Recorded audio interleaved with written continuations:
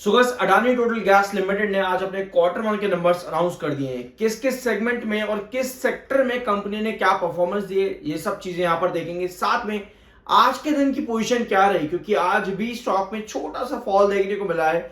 All दो हमारा market यानी कि सेंसेक्स भी 80,800 के फाइनल लेवल पर है। फाइनल लेवल क्यों है, अगर आप चैनल पर रेगुलर हो तो आपको मालूम होगा, बट कोई बात नहीं, चलते हैं वीडियो में आगे। और अडानी टोटल गैस लिमिटेड क्या क्या सेगमेंट कंपनी ने आज के दिन दिए हैं। India's Adani Total Gas post lower quarterly profit as input cost rise। Input cost बढ़ने से कंपनी का क्वार्टरली प्रॉफिट जो आया है वो कम हुआ है, यानी कि लोअर क्वार्टरली प्रॉफिट कंपनी का आया है इनपुट बढ़ने की वजह से। तो ऐसे में क्या कंपनी की प्रॉफिटेबिलिटी भी गिरी है क्वार्टर ऑन क्वार्टर और ईयर ऑन ईयर बेसिस। अगला सेगमेंट हमारे पास क्या आता है, तो नेक्स्ट सेगमेंट ये है कि कंपनी ने ग्रोथ दिखाया है 16% का वॉल्यूम में। इस फाइनेंशियल ईयर 26 क्वार्टर वन के अंदर 16% का ग्रोथ आया है। रिवेन्यू भी 21% उठा है और 650 सीएनजी स्टेशन कंपनी ने यहां पर मेंशन करे विद 9.9 लाख पीएनजी होम्स और 301 करोड़ का एबिटा। तो भैया ये सारे सेगमेंट कंपनी ने यहां पर पॉजिटिव के अंदर दिए हैं, but year on year basis और क्वार्टर ऑन क्वार्टर बेसिस पर देखना होता है कंपनी ने ओवरऑल क्या परफॉर्मेंस दिया है। तो चलो शुरुआत करते हैं। अडानी टोटल गैस लिमिटेड क्या कंपनी ने आज के दिन नंबर्स दिए हैं। सेल्स के बारे में यहां पर सबसे पहले देखेंगे, तो सेल्स जून और मार्च का कंपैरिजन कंपनी का क्या रहा है। जून 2025 यानी कि आज के दिन कंपनी के सेल्स 1379 करोड़ थे। 1379 करोड़ की कंपनी के सेल्स आए हैं। और आप यहां पर क्लियर कट देख सकते हो कंपनी का जो टैक्स परसेंटेज है वो लगभग 1% बढ़ा है और एक्सपेंसेस कंपनी के यहां पर 10 करोड़ बढ़े हैं क्वार्टर ऑन क्वार्टर बेसिस।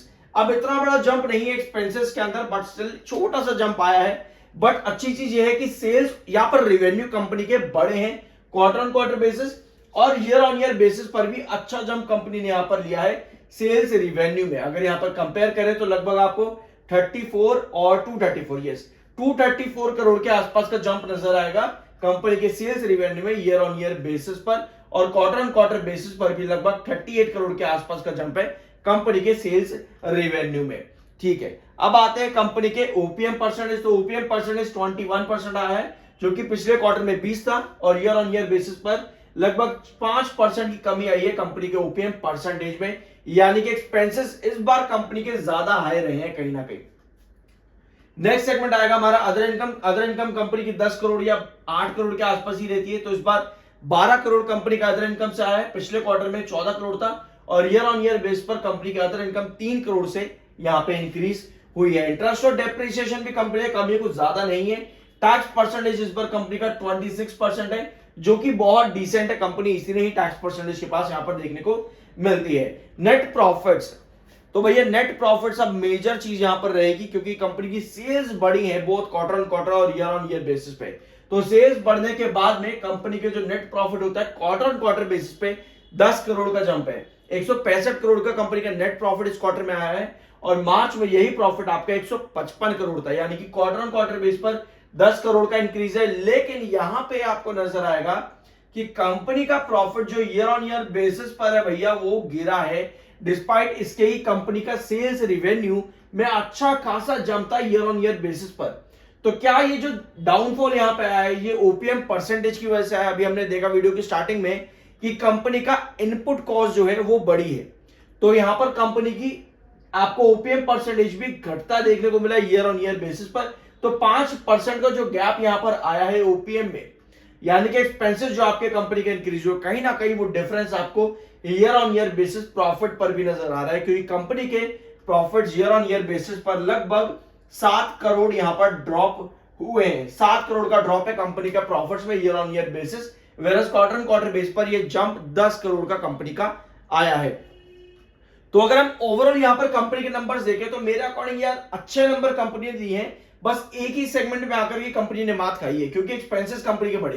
तो ओवरऑल अगर हम यहां पर एक फ्लैग लें, ग्रीन, येलो या फिर रेड जो हम रखते हैं, मेरे ख्याल से ग्रीन फ्लैग डिजर्व करता है आज के दिन के नंबर्स को देखते हुए।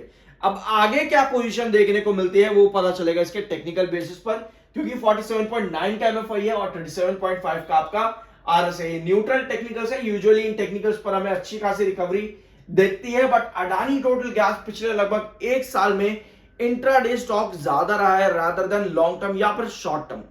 तो अगर यहाँ पर पोजीशन बनती है तो आपको मार्केट भी देखना पड़ेगा और साथ में डिलीवरी और वॉल्यूम किस तरह से कल के दिन चलेगा वो भी आपको यहाँ पर नजर पे रखना पड़ेगा। आज 7 लाख का वॉल्यूम आया जो कि रेगुलर बेस पर ज्यादा है, वीकली बेस पर भी ज्यादा है, बट मंथली बेस पर कम है। डिलीवरी लगातार यहाँ पर इंक्रीज हो रही थी, बट आज के दिन की डिलीवरी कितनी आई है?